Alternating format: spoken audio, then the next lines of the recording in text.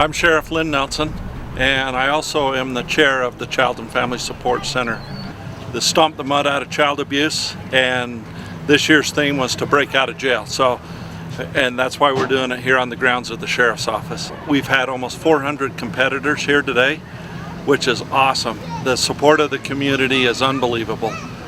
The best part of this is all the funds raised go directly to the programs of the Child and Family Support Center.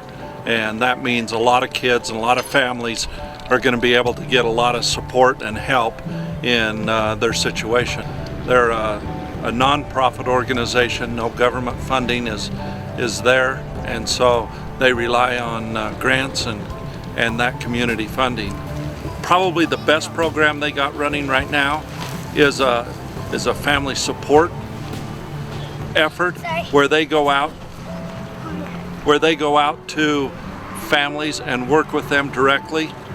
98% success ratio on that program of keeping those families out of ending up in a bad situation. So they know they're struggling as a family and need some help. Center goes out, works with them directly in their home, helps them resolve those issues. And so what a fantastic program to have 98% success out of it. That's where a lot of this funding is going. They just lost a grant that was funding this, and so now it comes down to donations to help run it, and so today means a great deal to them.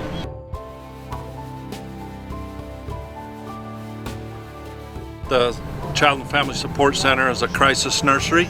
It's open for any family that may need some help, even if it's just to go to a doctor appointment and can't find somebody to watch their kids.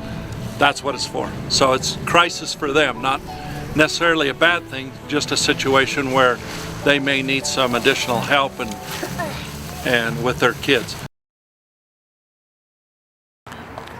Okay, put your hands up.